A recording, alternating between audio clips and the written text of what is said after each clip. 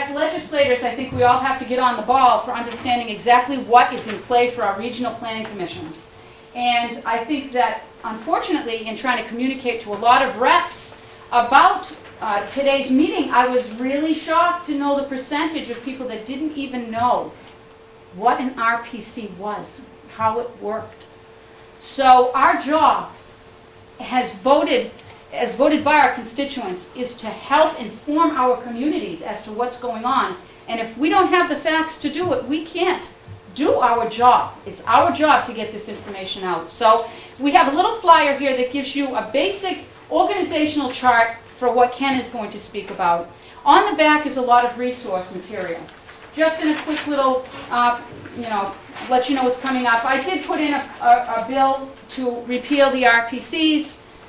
The bill has a sunset clause for any funding that has been in the system through the end of 2015.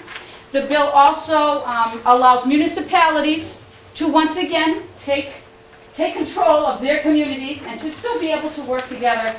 We're just deleting the reference to the Regional Planning Commission. The world won't fall apart. Communities won't fall into the dust. And we will have much better control at the local level once more, which is really what we should be about.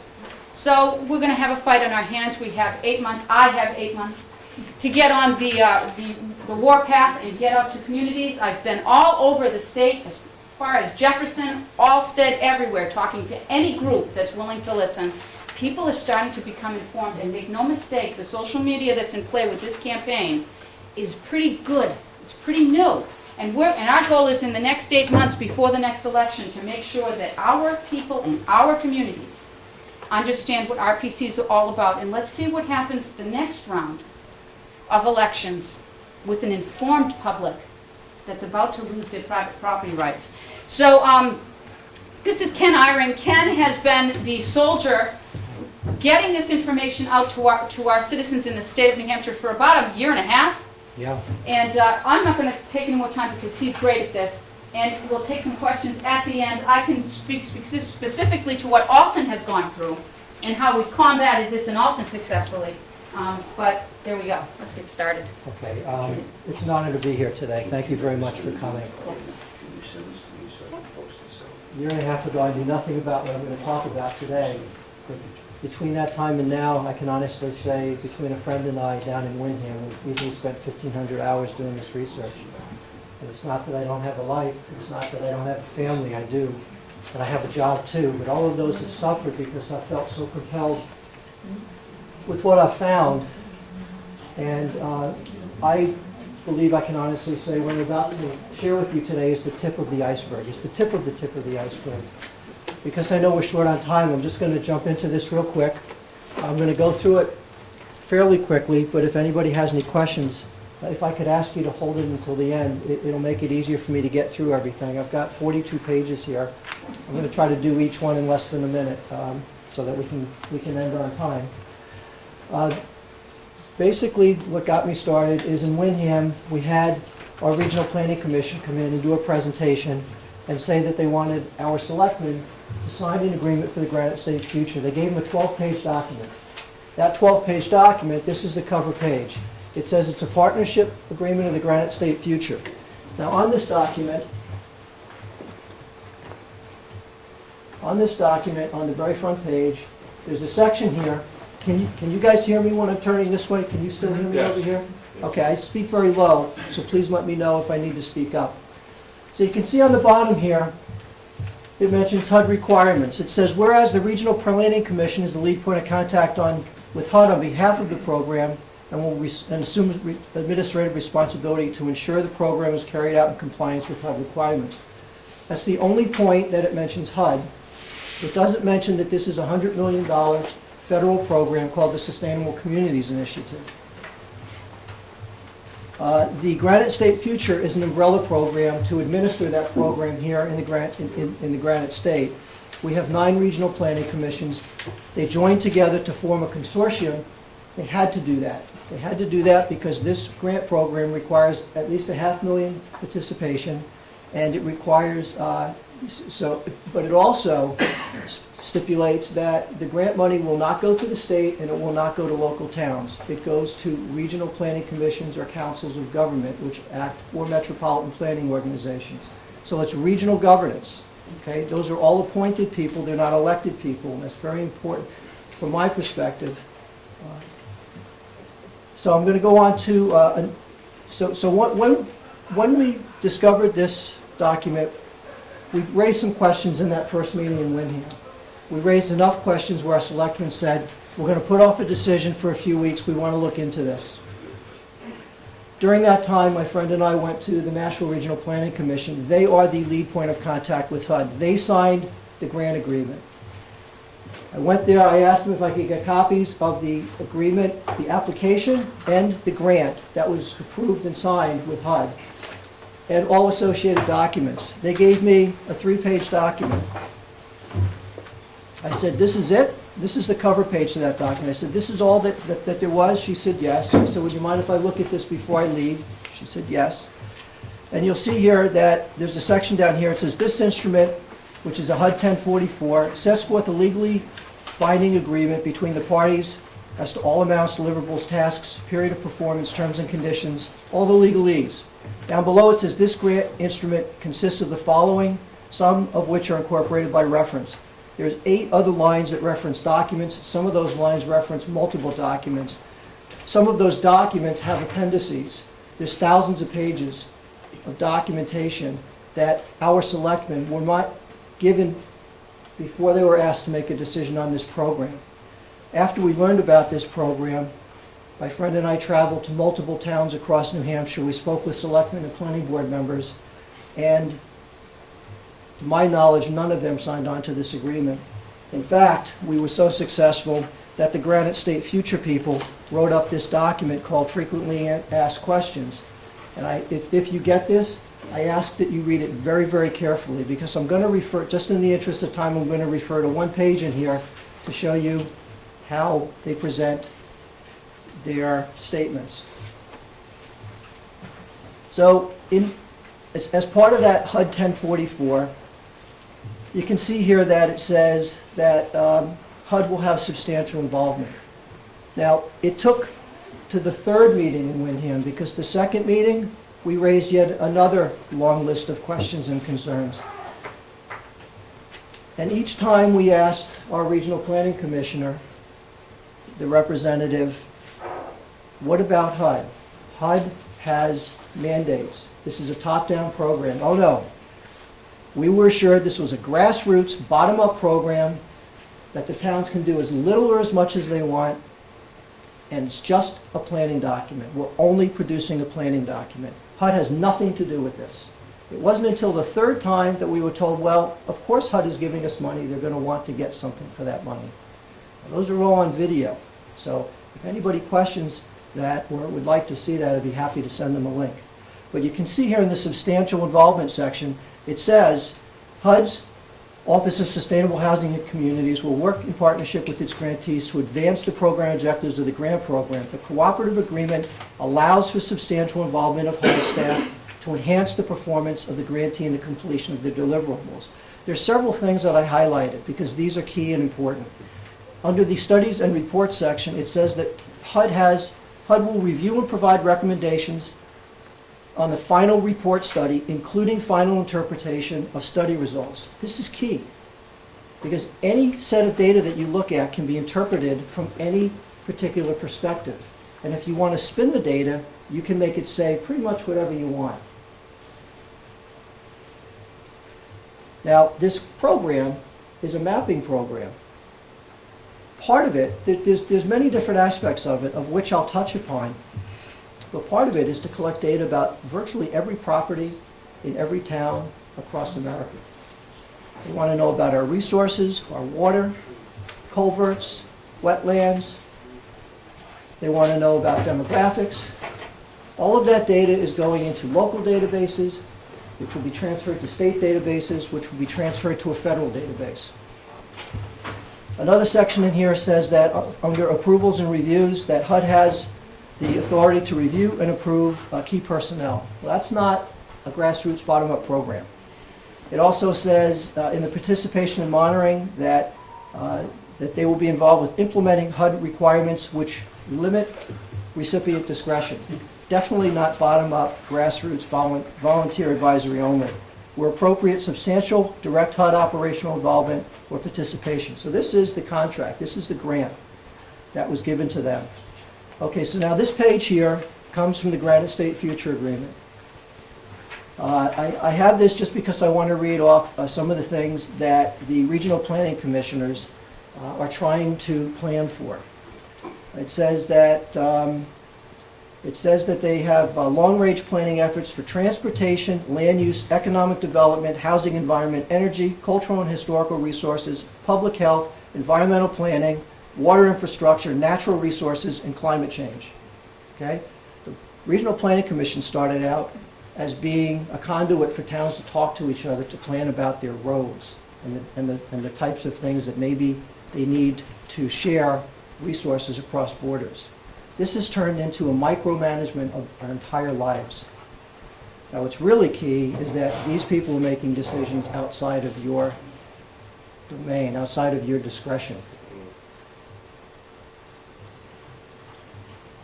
Okay, so this is another page from the Granite State Future Program. Up at the top here, I've listed for my reference each document and which page it came from. In case anybody asks me, I can then provide that to you. Now in here it says that the 9 regional planning commissions will develop regional plans for each of the 9 regions that consist of the following elements. It talks about comprehensive needs assessment, vision statements. This term, housing plan and analysis of impediments to fair housing, comes up all over the place. The first couple times I read it, I just took it as 3 words. I didn't realize that there was something important and specific, that was a specific term that had a definition behind it. Down here it talks about scenario planning, including metrics and performance monitoring to track the plan implementation. Well, the metrics, there are mandatory outcomes. One of those mandatory outcomes is reducing vehicle miles traveled in your region. And they want you to track that and provide metrics as to how you're going to track that. Now, some of the things I'm telling you I know sound bizarre and far-fetched, but I ask you to have an open mind. I know when I first saw this, I thought, this is America. This can't possibly happen here. And it's because of that, as a country, that we have that mentality that it is happening here. So in this document, they have a bunch of different partners and teams and subcommittees and committees. And one of those committees is a regional equity team that is comprised of representatives of underserved and marginalized populations in the region that will ensure the voices of these populations are reflected in the regional plan. So I asked our Regional Planning Commission representative, well, who are the underserved and marginalized populations? And his comment was, well, Windham is a bedroom community. A lot of people travel. They don't have time to get involved with your local government and your state government, and we want to reach out to those people to make sure everybody has a voice. So I was surprised to see, and I must apologize, I don't have this one page. I was surprised to see that there's actually a definition for underserved populations. And it's not people who live in a bedroom community.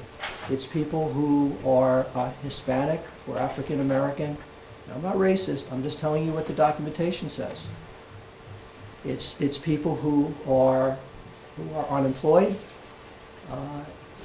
or who have disabilities. Now, I believe everybody should be represented when we do planning, but I don't believe there should be a given weight to one group of people or another.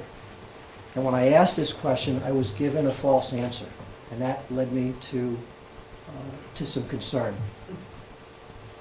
So, also in the Granite State Future document, that 12-page document I referenced, there's a section here called decision-making process. Down here it says, any disputes regarding administration or grant resources are resolved by the Executive Committee. So the Executive Committee are the final decision-making authority in this program. Okay, so I'm going to take about 5 minutes and put together a little chart for you. This chart was built by taking excerpts from the legally binding agreements, and each of these Each of these excerpts right here were used to build this up. So right now, this was from the Granite State Future Agreement, page 1. It says, whereas a partnership has been created comprised of the state's 9 regional planning commissions, cities, towns, and counties, state agencies, and quasi-governmental organizations, and nonprofit organizations to work cooperatively in the development of 9 coordinated regional plans and 1 integrated statewide development policy framework. So we're going to build a statewide policy framework, and we're going to have 9 regional planning commissions working together. Each one's going to create their own regional plan, and they are then going to be incorporated into a statewide policy framework. Now, one of the mandatory outcomes of the Sustainable Communities Program requires aligned federal planning and investment resources that mirror the local and regional strategies for achieving sustainable communities. That's in the NOFA, Notice of Financing Availability. That's on page 60. So the plans that are created must align with the federal plans. This is a nationwide program. So the federal planning is not going to be altered to match our state planning at the local level. So this next one says the cooperative agreement allows for substantial involvement of HUD staff to enhance the performance of the grantee in the completion of their deliverables. So now I've got the federal core partners, which are HUD, the EPA, and the DOT. This is a joint federal program managed by those 3 agencies. They have direct input. Because of this program, they have a direct conduit into statewide policy planning. The next quote says, each of the regional planning commissions will integrate its regional plan for sustainable development, which is RPSD, into other federal and state funded initiatives, as well as integrate the work of these other programs into the RSPP. So there's a cross-integration process going on here. The federal agency partners, so there's already programs that are going, they are associated with this program. HUD, the EPA, the DOT have a direct conduit into it, and the state agency as well has a direct conduit right into this statewide policy framework planning. This next quote, I won't read it to you, it's basically the same as the previous one, but it mentions organizations, and that brings in the pay-to-play partners. There are special interest groups that have paid to become a part of this program. The provisions that bypass our local and state elected representatives and empower direct input from federal agencies, special interest groups, and the RPCs are violations of our constitutions. Article 2, Article 7, and Article 8. Now, the structure of the Granite State Future program was designed in a secret meeting. The meeting was called the TOU Roundtable, and this quote here says, the statewide policy committee, comprised of numerous state agency and nonprofit representatives as listed in section C below, will incorporate the work of the Transportation Land Use Roundtable and recommend a consistent statewide policy framework to the executive committee. So the statewide policy committee now is going to align all of the plans. So all the regions have their own plans. Now we have another committee, another level up away from elected representation, that's going to call them all together, make sure everything's aligned, and then push down changes down below. Then we have the executive committee. The executive committee, comprised of 9 RPC executive directors, will serve as the overall decision-making body to allocate resources, set goals, guide program alignment between regions, a few other things, and also resolve differences. So now we've got the 9 regional planning commissions are working independently, but their plans now have to be approved and consolidated into through the statewide policy committee, and if there are still any things that don't align with the federal planning, that's where the executive committee comes in. And that gets percolated up to the statewide level and then back down. By signing the agreement, towns have committed to implement the plan before it is defined. The clause here says, whereas partner cities, towns, and counties within each region commit to participating in this cooperative effort by joining in the regional visioning process, advising in the development of regional policies, identifying strategies, and prioritizing implementation measures to achieve the goals identified in their regional plans. So here I've got your town selectmen and your councilmen and your town planners. They were involved with choosing representatives, which is this row here, to sit with the regional planning commissions on their committees. So this is one layer of unelected officials. The statewide policy committee is a second level, and the executive committee is a third level.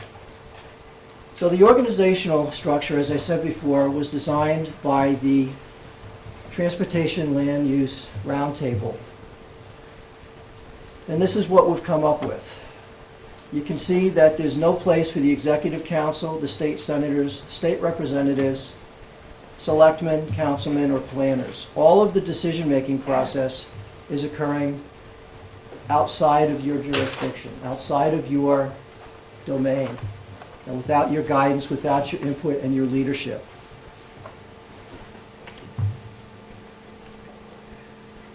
I raised these concerns in Windham, and the town attorney said, in fact, a study of the scope of work document available at the NRPC website reflects an anticipated final implementation phase, which includes an expectation that state funding initiatives will align with the outcomes as called for in the adopted statewide plan. These consequences are not related to the agreement in principle, but most certainly could be consequences of the final outcome. So here is a list of some of the federal partner programs that are associated with the Granite State Future. So you've got HUD, FEMA, you have the U.S. Economic Development Administration, the EPA, you've got the USDA, Rural Community Development, Federal Highways, Climate Impact Assessments. You also have some other partners. These are pay-to-play partners. Some of them are agencies, state agencies, and some of them are just special interest groups. So you have the New Hampshire Charitable Foundation Conservation Law Firm. You also have DES, Department of Transportation. So I'm going to come back to some of these in a little bit. Now, I mentioned to you that this was put together in secret, and it was. This document here was given to me by Carrie Deers. She is the person who signed the grant agreement with HUD on behalf of our entire state's regional planning commissions. She was part of this TLU roundtable, along with a bunch of other groups that were represented. And she gave me a couple of pages from that saying that these were considered government documents. That there were no meeting minutes taken because it was considered to be an ad hoc committee, and they didn't need to do that. So I'm just going to highlight a few things from these couple pages that I got from her. It says, our first conclusion was that there needs to be an overarching vision for the state of New Hampshire as a whole. And they went on to describe what their vision should be. They said, the thinking is that this vision needs to be embraced broadly and should guide many, many efforts in New Hampshire, climate change task force, conservation efforts, local community boards, every single player with an impact on the future of New Hampshire. Now, who's going to do this? Who's going to oversee this task? I would think it would be you, my elected representatives, the people that were voted into office with the trust to perform the people's business, but not in their minds. In their minds, they've decided to anoint themselves the keepers of the flame. The overarching goal of this keepers group should be to see that increasing portions of New Hampshire's housing... Is this still part of that document?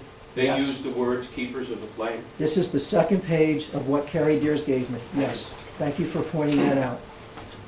So, the overarching goal of this keepers group should be to set the increasing portions of New Hampshire's housing, jobs, and service needs are being met by in central places. Now let's look at what they consider to be the central place. Now all of this markup is mine. But you can see here they have included the keepers might be organized as follows. We have government entities. We have agencies, New Hampshire DES, the DOT, we have the New Hampshire Housing Finance Authority, the Local Government Center, the RPCs. I don't see you. I don't see the Senate. I don't see the Executive Council or the Governor. Down here we have nonprofits. Over on the right we have private entities. And in the middle we have the keepers. Who are these keepers? And what is their mindset? Well, down here below, they said in order to come to the table as a keeper, an organization would have to have endorsed the vision as an operating principle of its individual organization's work. Failure to perform could possibly be subject to challenge by other members. In other words, you got to go along to get along or you're out. Now the really big vision. The really big vision. These keepers need to meet with other keepers on a regular basis to weave the silos together. Now I ask to remind you that you're not part of this. Now here's the email from Carrie Deers, which says, we do not have minutes from the TLU. We have provided the meeting notes and work products to you. The TLU is an ad hoc committee convened by the New Hampshire Charitable Foundation, which is not a public agency or public body. We have provided the information to you because they are considered governmental records that were received by our office. There is no history of what they have discussed in those meetings, which have defined the entire structure of the Granite State Future program, of which you are not a part of. So who was in those meetings? Well, the Transportation Land Use Working Group. I've only highlighted a few people here because, again, we're short for time. Ben Frost from the New Hampshire Housing Finance Authority, Roger Hawk from Plan New Hampshire, Carrie Deers, Jeffrey Taylor from Jeffrey Taylor and Associates. I've highlighted them because I'm going to touch upon them in a little bit. Now, Alton, now they're going to tell you that the Granite State Future program is advisory only, that when towns sign on to this agreement, they are not legally and financially liable for the agreement with HUD. That there are flow-down provisions with HUD, but they flow down to the regional planning commissions, but that HUD cannot hold any of their towns liable. And that's true. And the regional planning commissions are advisory only. That's true. But their partners are not. Okay? We have state agencies and we have federal agencies that are partners of this program that have agreed to cross-integrate their policies directly into our state policies and then back into their respective agencies, bypassing every one of you. And I say that with concern and with deep respect. So this grant agreement is a community planning grant, okay? This is important because this grants like this are being offered to our towns across the state. The planning grants are being administered through the New Hampshire Housing Finance Authority. This grant is for the town of Alton. This is for them to do a study as to whether or not they have enough workforce housing. It was a $30,000 grant with a set plus $7.5 thousand matching funds to bring the total up to $37,500. It says, whereas pursuant to a competitive application process, NHHFA desires to provide a grant to the municipality for a project to develop new or revised land use regulations. Now, they just voted down workforce housing last year. But now, because of this grant, they now have a mandate where they are going to have to put that back onto their ballot because that's what this grant is all about. Where does it say that they have to put it on the ballot? I'm going to get to that, sir. Paragraph 7. So it says in the project performance, it says the municipality agrees to perform work to complete the project pursuant to the terms and conditions of the scope of work attached as Exhibit A. Now I'm only taking the pages from this agreement to skip through and make it quick, but I have all of these agreements intact if you want me to email them to you. So here's the scope of work Exhibit A, and it says that this information will then be used as part of an outreach and education effort focused on workforce housing and will result in the drafting of new regulatory language to be presented for ballot vote in 2014. It's part of the project deliverables, new regulatory language to present to the voters for ballot vote in 2014. Now here's the money and how it's going to be spent. Now when Jeffrey Taylor and Associates was in Alton a few weeks ago to explain what it was they were doing and whether or not Alton needed additional workforce housing or not, I can honestly say it seemed about like half the questions that their representative was asked, he didn't have the answer to. He literally said, I don't know. Does Alton need more workforce housing? Well, you're under compliance right now, but you should have more. How much? I don't know. So they're spending $8,000 for public outreach and education, and they're getting $15,000 to prepare draft regulatory language. Now, it's my assumption that's to write the warrant article. Now, all the warrant articles I've ever seen are pretty darn short.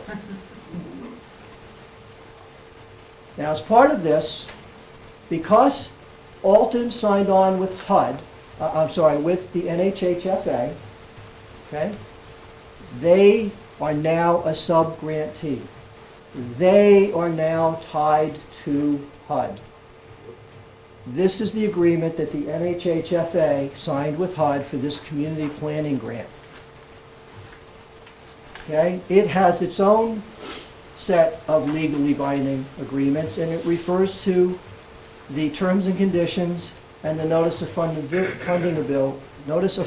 availability, and those are the two same documents that are tied with the Granite State Future program. So you can see here that they got $1 million, and they've got some match and leverage amount of another $937,000. So the whole program is going to be close to $2 million. Now there's a couple partners in here, the New Hampshire Legal Assistance, I'm going to touch on them in a second, and Plan New Hampshire, I believe that's Roger Hawk.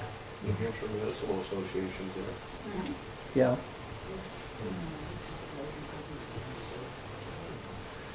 So in this grant agreement, there are several references to the Fair Housing and Civil Rights Law. That was one of them, and here's another. I'm going to come back to that later. I just wanted to point that out because by signing this agreement, they are now bound to further the Federal Fair Housing Act. So in Exhibit C, here's the flow-down provision. So there is no question that Alton has now assumed responsibility to conform to all of the terms and conditions of the grant that was awarded to the NHHFA. It says that if grantee contracts or subawards funds under this agreement with a person or entity to perform the work under this award, the grantee shall include in the contract or subaward agreement such provisions as may be necessary to ensure that all contractors and subgrantees comply with the requirements of the grant. Down below, it states specifically the terms and conditions of this agreement flow down to all tiers of subgrantees. It also has in it the same section that was in the Granite State Future substantial agreement, substantial involvement section, and it talks to review and provide recommendations of the final report study, including interpretation of final results. Now, the person from Jeffrey Taylor and Associates, he could not interpret how many workforce housing units Alton needed in order to protect themselves from future possible litigation. That, though, that determination is reserved for HUD, because HUD has the final report study, including final interpretation. So this grant went around, collected all the data about workforce housing in Alton, which then gets turned over to HUD. Their interpretation of whatever you put into for the zoning change. But the law in New Hampshire specific on workforce housing. I understand that, but I'm going to show you something else a little bit later. And I'm not to question or to say that you're wrong. What I just said was with due respect. I've been told that. Okay. Now, one of the partners is Action Media. Now, Action Media will serve as contractor to develop communication strategy and to train RPC staff in effective outreach techniques. They're going to do things like issue framing, final communication strategy, develop communications, and identify appropriate media forums, and develop content. I had something here before my computer crashed. I have some notes here. I'm sorry, I have to find this because I want to read this to you. I had the Action Media website queued up in my browser. Oh, you know what? I'm sorry.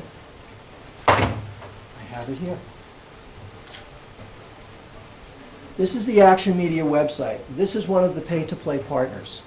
Now, if you go to the Get Results page, it says Action Media provides communications for positive social change. It goes on to say our clients' work is about power, how a resource is used, who gets to decide. Our work is about the power of communications to shift the advantage, to mobilize support, and neutralize opposition. I'm the opposition. You're taking my tax dollars to quiet my voice and my concerns being presented to you, my elected representatives. They're located on Nashville. No, they are not. They're in a different state. I forgot what state they're in. Minnesota. Minnesota, thank you. Michael Goldberg and Dick Brooks started them. No, it was founded by Saul Alinsky. So why do they feel that they need a media consultant to spin the message? Because here in the application, there was a narrative section where they had to fill up to 25 pages to describe what it was they wanted to achieve. And in there, they have a section, Strategy to Address Barriers and Incorporate Existing Plans. And I quote, anticipated barriers include New Hampshire's strong tradition of individual property rights and resultant resistance to planning and zoning. Our property rights are a barrier to them implementing this plan. Ken, can I just interject quickly? In your booklet, the second to last page has that full quote. That is probably the most powerful piece of verbiage that we have against this, and we should all talk about it frequently. It's on the real facts, second to last page in the book, the entire strategy that is listed on the HUD grant. Very strong stuff for us. Now, what's equally disturbing is that in the same section, it says, during the planning process, the Regional Advisory Committee will identify any additional common barriers and strategies and bring these to the Sustainability Policy Committee. The Policy Committee, whose members include decision makers from the DOT, DES, and OEP, our state agencies, will work together to identify potential statewide strategies for reducing and/or eliminating the barriers. These strategies will then also be incorporated into the final statewide Sustainable Development Policy Framework. So they're going to find solutions to reduce and/or eliminate our strong tradition of individual property rights and incorporate those solutions into their respective agencies.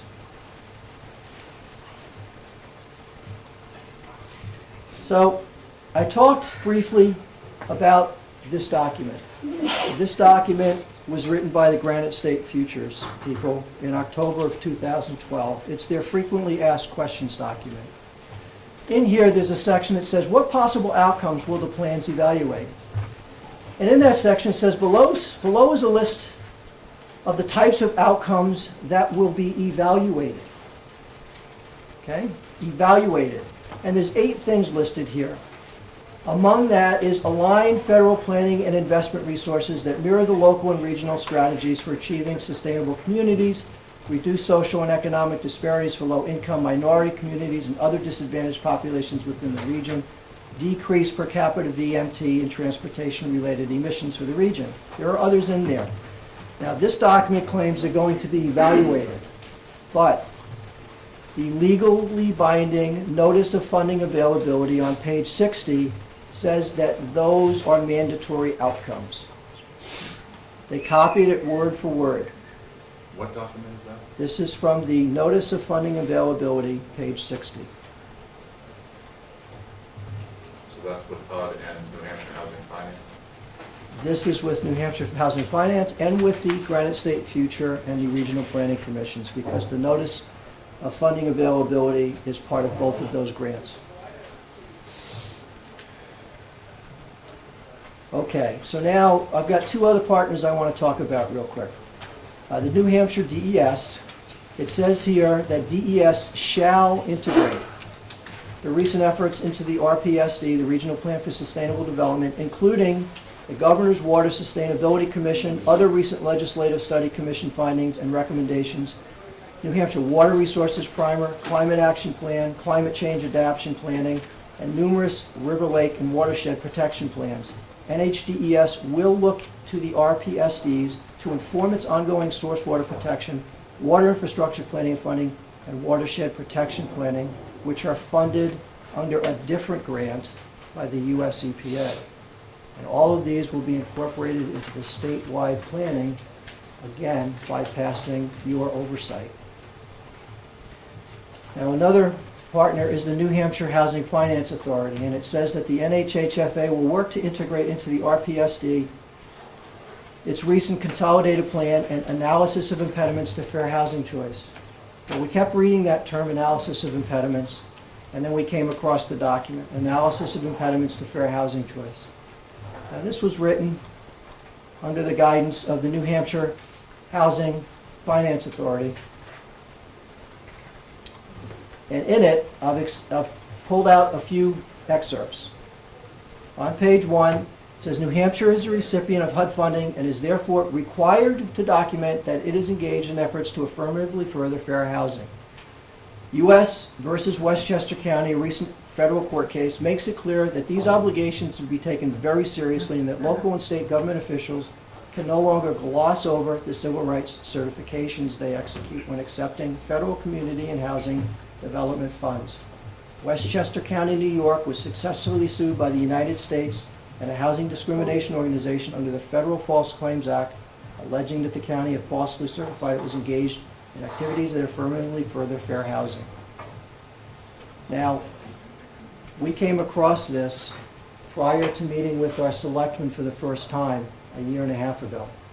And I called the county executive's office the day that we were going to meet with our selectmen, and I shared my concerns about the Sustainable Communities Initiative and what our town might about to sign on to. And I asked the secretary, do you think that this will resonate with the county executive? And she said, oh yes, in fact, I'm confident he'll want to speak to you himself. He's got a very busy day, so I'm not sure if he'll be able to do that. But I will pass it on to him. 45 minutes later, I got a call from his chief of staff. We spoke for half an hour, maybe 40 minutes, about my concerns and what's going on in Westchester County. The lawsuit was brought on by a small nonprofit. There were 7 people, only of which one is full-time at the last time that we did our research. One was half-time, and the others worked an hour a week. The settlement was that the lawsuit was brought because the paperwork wasn't filled out properly and a couple of sections didn't have the right boxes checked. The settlement, the previous county executive settled with HUD instead of risking triple damages. So they settled for $51.6 million to build 750 homes across Westchester County. I believe $7 million of that went to that nonprofit organization for bringing the lawsuit. So also in here, we have the biographies of the people who wrote the analysis of impediments. The NHHFA subcontracted that work to the New Hampshire legal assistants. So Christine Wellington, she's managing attorney of NHLA's Manchester office. Daniel Feltus, he's a staff attorney with NHLA in Concord. Christine Lavallee, she manages the NHLA's housing law program and coordinates its fair housing work. And Elliot Berry, he's the managing attorney of NHLA's Nashua office. He has been a lead counsel on many groundbreaking appellate courses, including Britton versus Chester, a landmark affordable housing decision codified under RSA 67458, our workforce housing laws. These people were directly responsible for our current workforce housing laws. And now what they're doing is they're writing the document which defines what is discrimination, what is an impediment to fair housing. They have filed other successful lawsuits that, quote, violated the impediments to fair housing. So this might seem to be the fox guarding the hen house, because they're drawing the line as to what's acceptable and what's not, and then bringing legal action. So also part of the analysis to fair impediments, in there it says, in the preliminary decision, the U.S. District Court for the Southern District of New York held that a government entity that certifies to the federal government that it will affirmatively further fair action as a condition to its receipts of federal funds must consider the existence and impact of race discrimination on housing and opportunities and course and choice in its jurisdiction. This case will impact states and municipalities throughout the United States, as HUD Deputy Secretary Ron Sims declared grantees are now, quote, on notice. Before they certify compliance for affirmatively furthering fair housing, recipients of federal funds should take care to conduct meaningful analysis of impediments. So this is an op-ed written by the county executive. He says that they are meeting their obligation to build the houses. They're ahead of schedule. He talks about HUD's approach is to unilaterally move the goalposts, that the settlement calls on the county to submit an AI, which is the analysis of impediments, that's acceptable to HUD. The purpose of the AI is to outline obstacles to fair housing choice. Prior to their settlement, HUD had never rejected an AI, but now they are up to 5 rejections. He went on to say that HUD is clearly using the AI to expand the terms of the settlement from a straightforward stipulation to build housing in an open-ended utopian integration order, which HUD then plans to use as a model across the country. He goes on to say that what is true is that Westchester County, according to the most recent 2010 census, is one of the most diverse places in the United States. Westchester is the 4th most diverse county in New York, behind Brooklyn, Queens, and the Bronx, tied for Manhattan. And if Westchester were a state, it would be the 7th most diverse in terms of Hispanic population and 14th most diverse in terms of African American.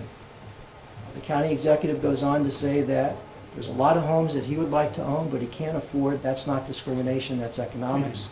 HUD has taken those demographic statistics and have declared de facto segregation.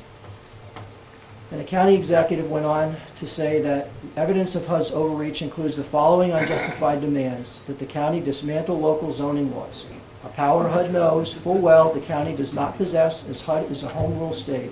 The specific zoning practices which must be addressed include limitations on the size, type and number of developments in the community, lot size and density, and the number of bedrooms in a unit. In other words, all zoning.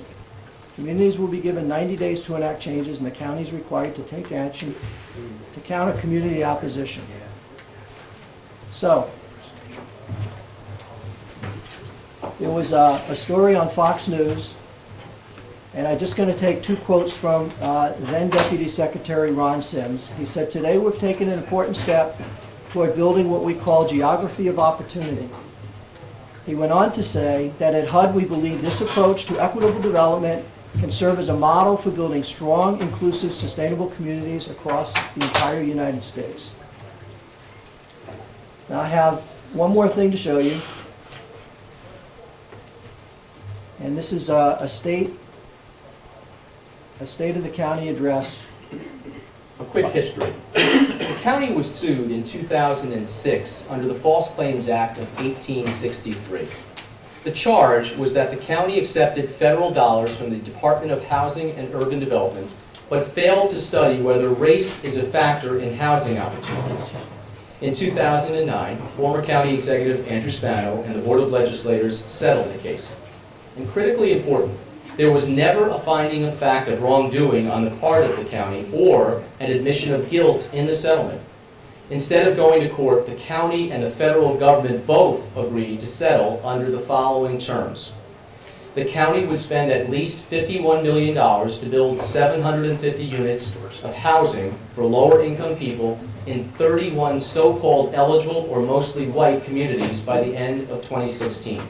Now, progress is measured by annual benchmarks and significant penalties for failing to meet them. So let's look at our progress. The county is well ahead of schedule. By the end of 2013, the county must have 300 units with financing in place. We surpassed that benchmark in March. Everyone in the county should be proud of that record, and I know I am. Not just because we are meeting our obligations, but because of the way we are doing it, by working cooperatively with our towns and villages. And I'm proud of how, through the decades, the communities have been building affordable housing, not just to meet their own needs, but also the needs of the entire region. And we have more than 50 awards to show for it, even some from HUD. And for the record, I am proud that Westchester is the 4th most diverse county in all of New York State in terms of African Americans and Hispanics. We are tied with Manhattan. And Westchester's diversity is one of our greatest strengths.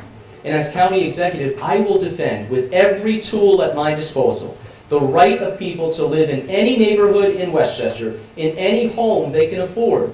And let me say this very clear. There is absolutely no place for discrimination in our county.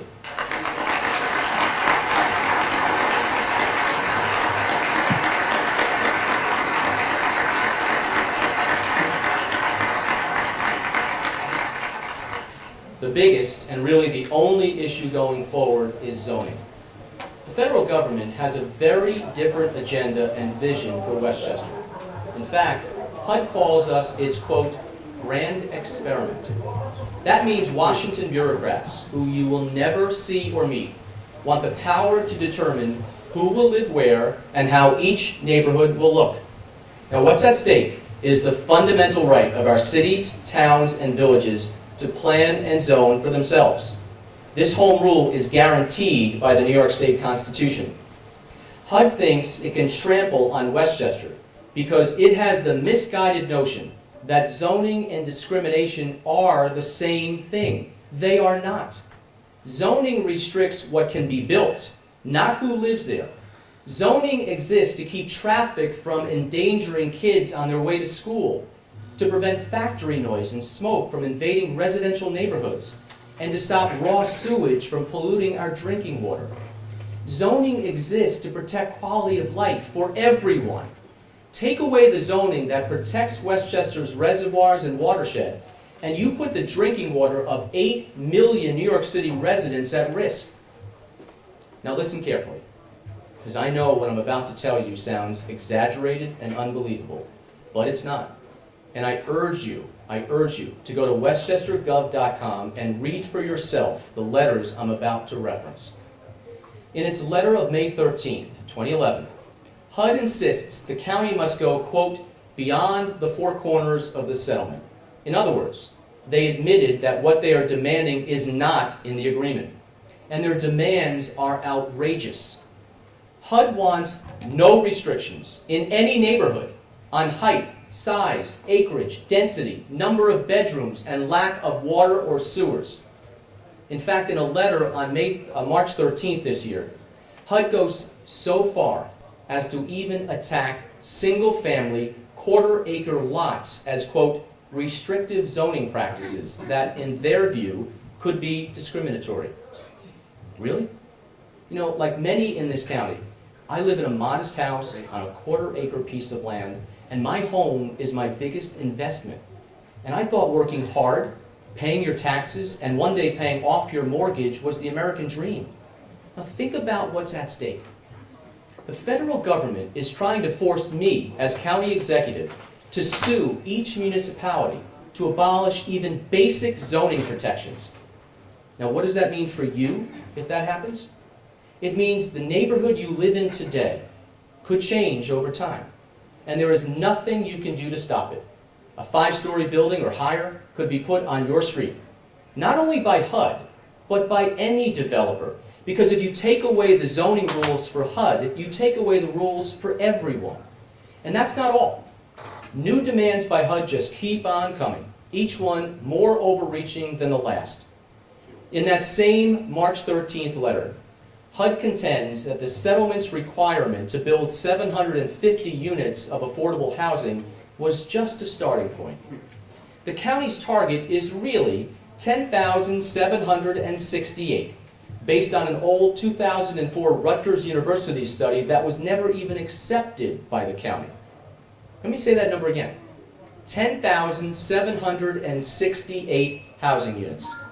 That's almost 15 times the settlement's requirement. And that study allocates a number to each community. Harrison, 756 units. That's more than the entire settlement. North Castle, 712 units. Bedford, 396 units. Scarsdale, 160 units. The list goes on and on until you reach 10,768. Now, put a dollar figure on 10,768 units, and the cost is between $700 million and $1 billion. Now, to come up with $1 billion, we would have to raise county property taxes 200%. 200%, at a time when the state tax cap is 2%. How's that going to work? And that's just county taxes. School and local taxes would certainly increase too, along with crowded classrooms and a strain on services. And here is what is so frustrating. We have tried to work with HUD. They ask for something, and our staff spends hours and hours to provide them with volumes and volumes of data. For HUD, zoning has become a civil rights concern, and they told us to review their list of 6 restrictive zoning practices. So we did. We studied and analyzed them across all 853 zoning districts throughout Westchester. Then we applied more than 30 additional criteria. In all, we looked at more than 26,000 data points. Conclusion: Westchester's zoning is not exclusionary based on race. The major impediment is economics. People live where they choose and where they can afford. HUD wasn't satisfied. Now they wanted a legal analysis. So we asked Professor John Nolan of the Pace University Land Use Law Center, a leading expert on affordable housing. So he conducted a separate legal analysis. And guess what? His conclusion supported ours. Each time we've asked the federal government to provide proof of exclusionary zoning, they come up with no answer. And they certainly have no answer for this. How could the zoning in the settlement's 31 eligible communities be exclusionary if the county is ahead of schedule building affordable housing in those communities? It's pretty obvious. The federal government will not be satisfied until we give them the answer that they want, no matter what the facts are. And now comes the insidious part. To intimidate the county into changing our conclusions on zoning, HUD has been withholding money that was promised to our local communities for the last 2 years. The amount is now up to $12 million.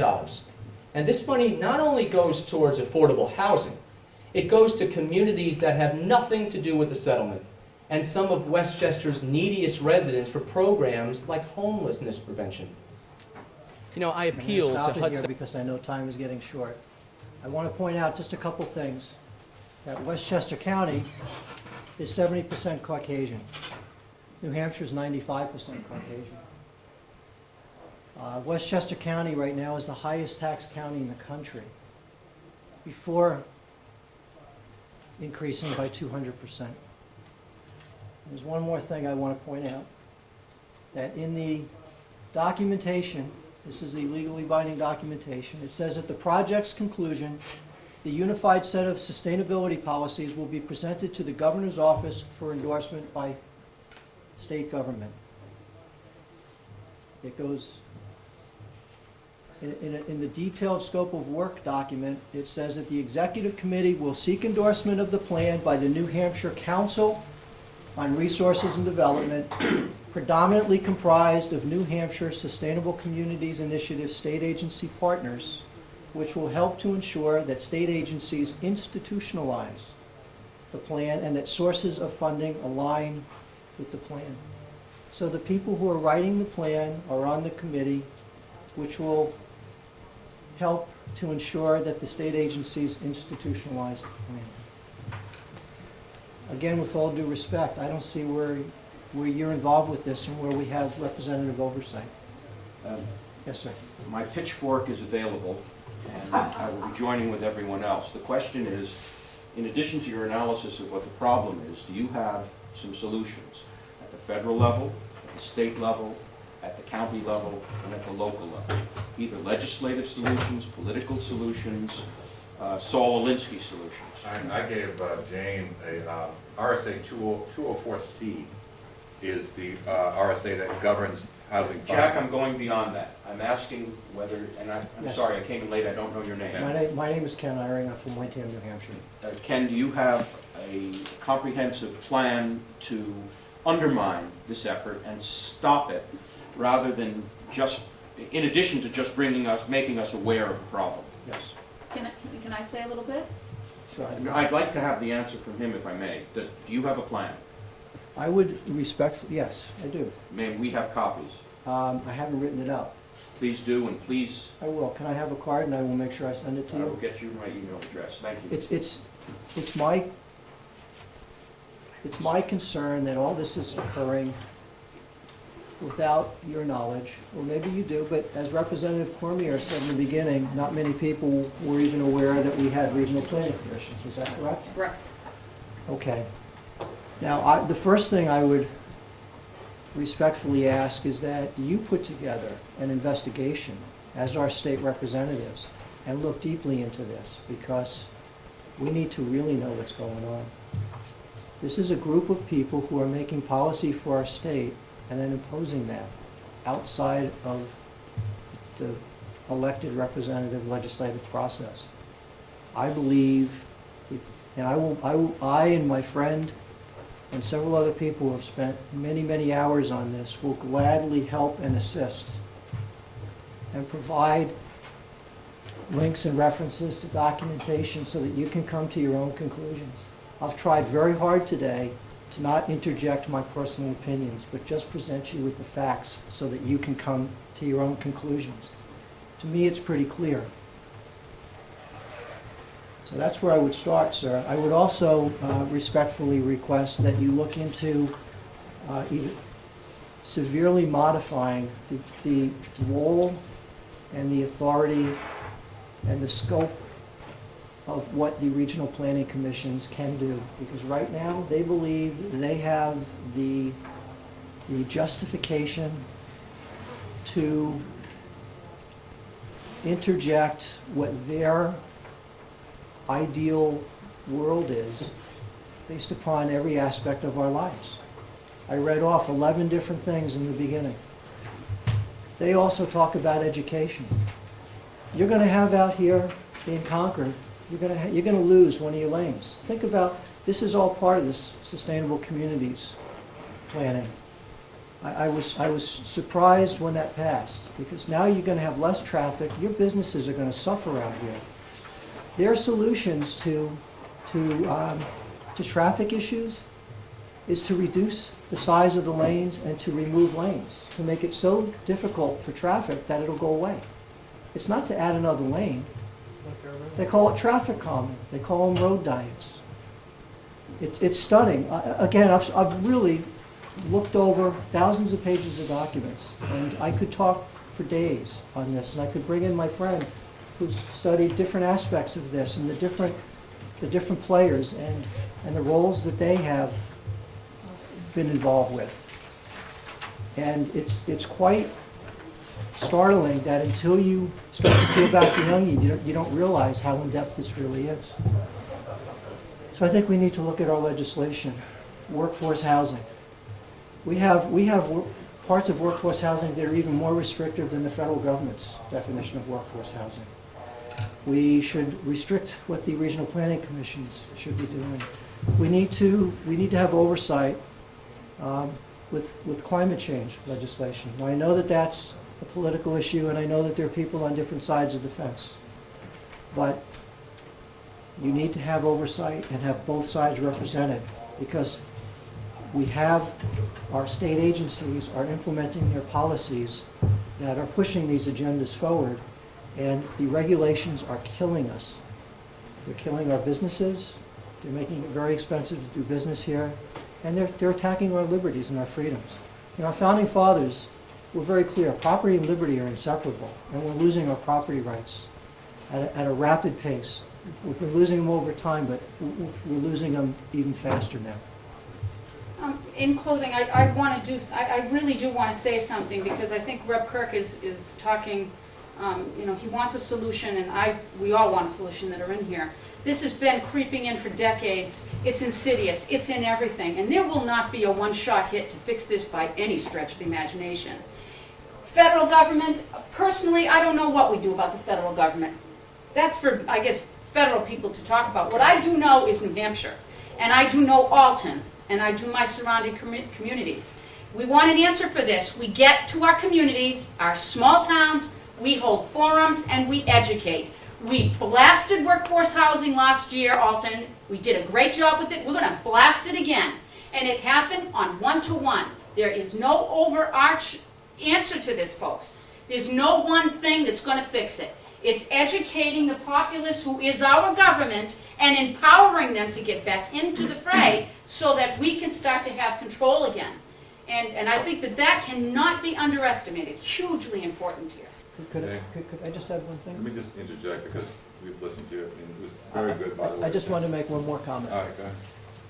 They held listening sessions. They call them listening sessions. Yeah. They went around from town to town to town. Sure did. Well, they have their final report out now. The final report states that they had over 600 participants in 115 communities. Now think about, do the math. Do the math.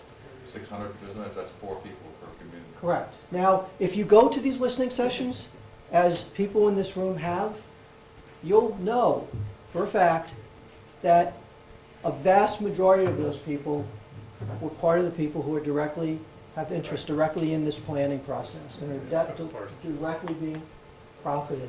And it's their thoughts that are going to be released in the public consensus. 600 people are going to be presented to the state as the public consensus. And the types of things that they're going to be pounding upon us is that everybody wants more workforce housing. Everybody wants high-density housing. We want mixed-use housing. We want housing above the buildings. Everybody's concerned about public transportation. If you go and you query your constituents, I'm sure it'll be the opposite of what they're saying that their public consensus stands for. Jane, just so, and most people, other than new people, know, I tried to get workforce housing changed last term. One of the things that, Ken, you might want to know, in Britain versus Chester, the court order said that the planning boards had to look not only at the towns that they serve, but the surrounding towns. Yes. Well, one could actually take that one step further in defense of whether or not they have enough workforce housing by saying is, based on the order, we're allowed to look at the surrounding towns. If you combine town A, B, C, and D, we're well within parameters. But Jane, just on your point is, Representative Burt and I have been out on the stump, I guess you would want to call it, educating some of these towns. And when you bring up the strings that are attached with HUD, their jaws drop. Absolutely. And when they realize that every grant we get from the federal government has strings, they say, okay, but when you think about HUD, you don't realize that their numbers like there in Westchester, we're talking hundreds of thousands of dollars to a small community, millions of dollars to a larger community. I mean, in the tens or hundreds of millions of dollars to a county. So when I got calls, John, I don't know if I told you this, but I got calls from the selectmen in the town that John and I spoke of, and that's what I said to them. I said, you know, if it's a DOT grant, yeah, you could pave another road, you know, put a sidewalk in, you could be in compliance. But with HUD, and granted the sustainability thing I don't support at all, but with HUD, we're talking hundreds of thousands of dollars, millions of dollars to a small town to be in compliance with their sustainability charge. So that's what gets their attention at the local level. So. I just have one more comment though. The regions, now a normal person would think, okay, there's going to be regions in my state and it's going to be adjacent towns. Well, those regions, according to HUD, they cross state boundaries. Lawrence is in the region for Windham and Atkinson and Salem. So their demographics And their economics and their salaries, average salaries, push down the salaries from those towns, and now it makes it even more difficult for the towns in New Hampshire to But that's not conform. even in our statute. But it's, In the federal statute? New Hampshire recognizes The the federal- HUD regions. I have the documentation. I'm to just saying show. though, the law, 674, 58 through 61, it doesn't tell you how much the dollar amount of the house is. It doesn't tell you how much the It income has level is. percentages. No, it says they use reasonable, or they say No, it has 50%, percentages. 50% And of the definitions do have some numbers now where they put in proportions and Exactly. percentages. Yes. Yeah. Yeah, it's under the And those are the definition. types of And they things go out that of you could, state that as you well, could like change. Ken said. Well, that's not in the statute though. One of the That's ways a HUD that, thing. one of the ways that can be successful in thwarting an initiative, and I don't care what initiative it is to change the process of approval. Correct.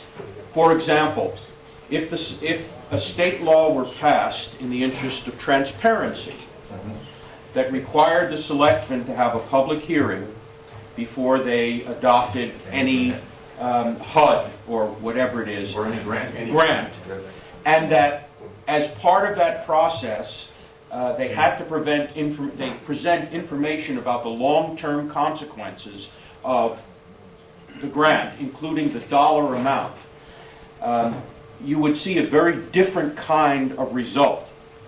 Or you might have a process that says, and I come from a town that still has town meetings, so that the voters, not the selectmen, have to approve HUD contracts. In other words, there are all sorts of things that can be done. And what I was hoping to hear from you was a plan that would make sense for towns, for counties, for the state. We've had a very difficult time. Jack is the exemplar of this. He's carried the sword and had it broken many times to try to change workforce housing, which was put in during a Democratic majority period. We haven't been successful yet. Jack will keep trying and failing, and eventually he'll succeed.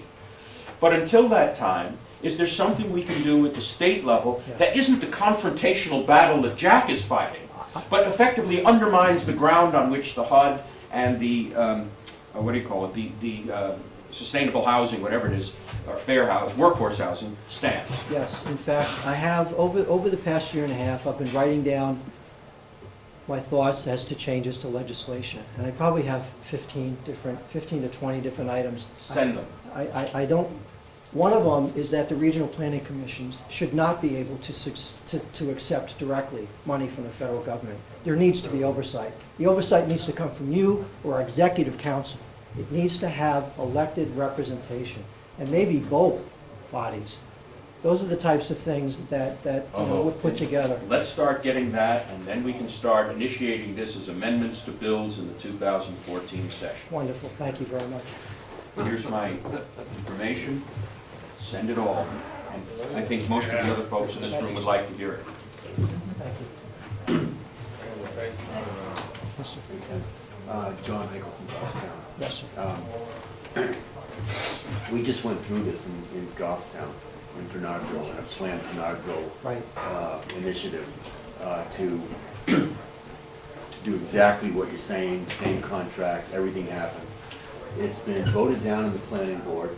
John Burr was very instrumental in getting that word out and getting people to understand that this is happening. I had read the contract. I was on the ad hoc committee that was selected. Kind of, they asked us to be volunteers, but there were people from Southern New Hampshire Planning, from St. Anselm's, from all of the interest groups that had, they were all special interests. And matter of fact, there was a member on that board, on that ad hoc committee from Manchester, which had nothing to do with Goffstown, but she was sitting on that board. I think she was from the planning department as well in Manchester. So we've been doing that. We actually voted. We had the director of HUD come to our meetings to speak to us and promise us that everything that we're thinking is not going to happen. And everything, I'll take that better. I'll take that one better. They did the same thing in Salem. Just we gave a presentation in Salem. Salem had already signed on to this agreement. Their town planner and their town administrator did it without the knowledge of their planning board or their selectmen. We brought it to their attention. They were shocked. One of the Salem residents gave a presentation as to what this program is. The director of HUD for New Hampshire went in and gave a presentation. The selectmen specifically asked them, I think, 5 questions that they wanted asked of HUD. He assured them that HUD would give them an answer, that it wouldn't be a few days, that it usually takes about a month. More than 2 months later, they never got an answer. That's because they don't want to put it in writing. Right. They don't want to put it right. It is in writing, and I showed you what was in writing. Right, I would love to have, I wish I could have a copy of what. I'll send you There's some contradiction here between the Goffstown experience and what you're saying. Goffstown got the grant, they said, go to hell, we don't want it after the end, we don't want it. And they were assured by, I think it was Frost himself, Yes. that there were no consequences, you could say no and go on your merry way. I don't think that's right. But if that's the case, then, playing the devil's advocate, what's there to worry about? Well, Because you have to look at the HUD grant. I'm not familiar with what grant money you signed with them in order to do. Right. The opposition is, and we voted down, the planning board voted down. The problem is that we found that there was a split possibly in that contract where there was smart code, which is the zoning, and then there was this other plan. So voting down the plan doesn't vote down the smart code, and every time we try to bring it up at our planning board meetings, for instance, there's a reason that they don't want us to bring it up and vote on it. And I'm not sure, well, it's getting clearer why they are trying to push this off long enough to get past the January time so they can get it on a ballot. I'm not convinced that just voting for it by the planning board gets rid of it. And according to the letters that I've read and the contract, it doesn't get rid of it. Well, I'm Representative John Burt.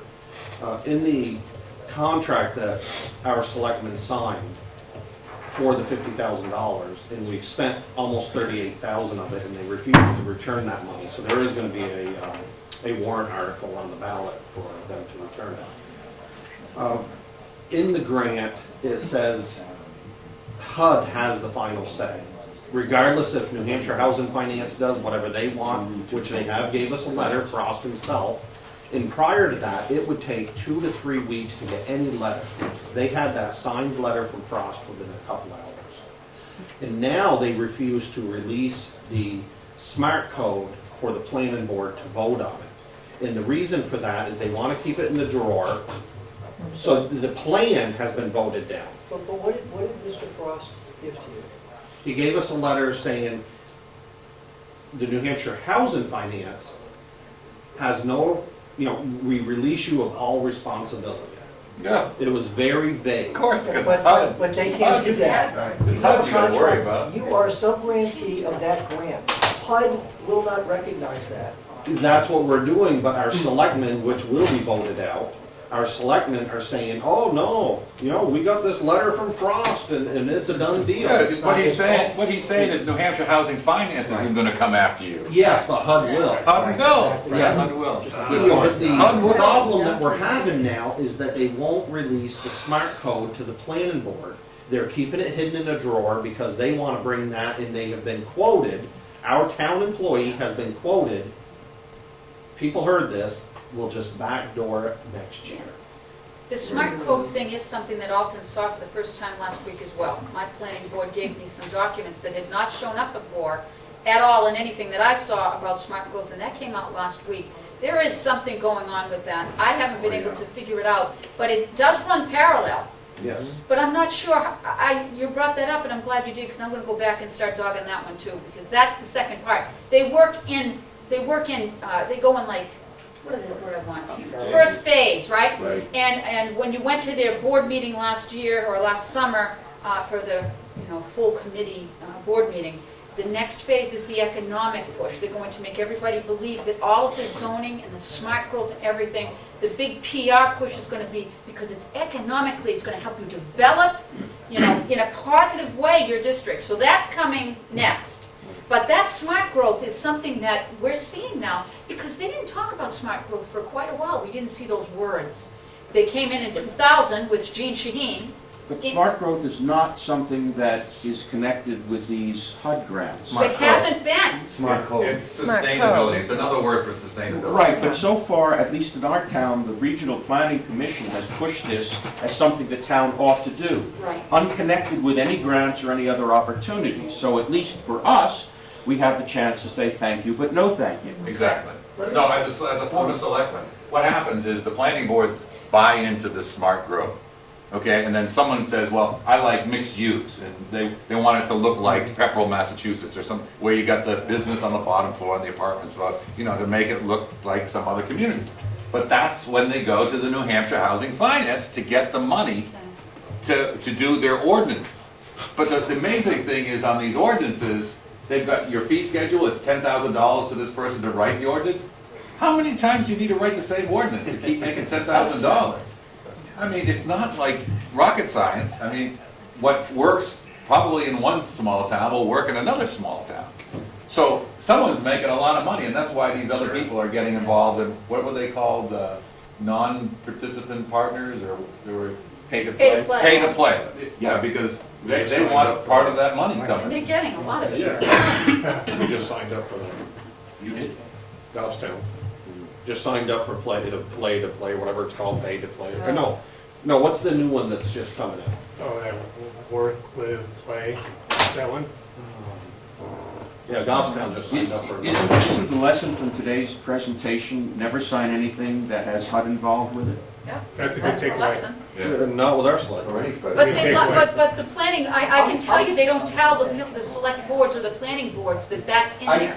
They sign on to them without knowing. I was told by the director of HUD, and I only use the title of the position because that person can change.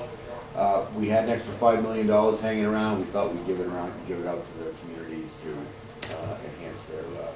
How about returning it to my federal tax pocket? Well, there, right, exactly. We'll reduce the deficit. Yeah. Yeah. So I'm, Ready, you set, know, go. I've gone through it, We I've just seen signed it, up for that. ready, set, go, that's it. Yeah, we've seen it firsthand in our building. I don't understand why anybody would think that that's a beneficial program. Because our town selectmen are, They just Free they're money. state employees, They take town free money, they employees. take it. No? Somebody wants to give them a grant, yeah, sure, do it. That's right. And they do it every time. That's All of them, not Thank you, just Gene. ours, not just one. Thank you. I'd like to thank GovernmentOversite.com for coming out today too. Yeah. Getting Nice. this video. Big thumbs up. Nice. Well, thanks for coming. If you have questions,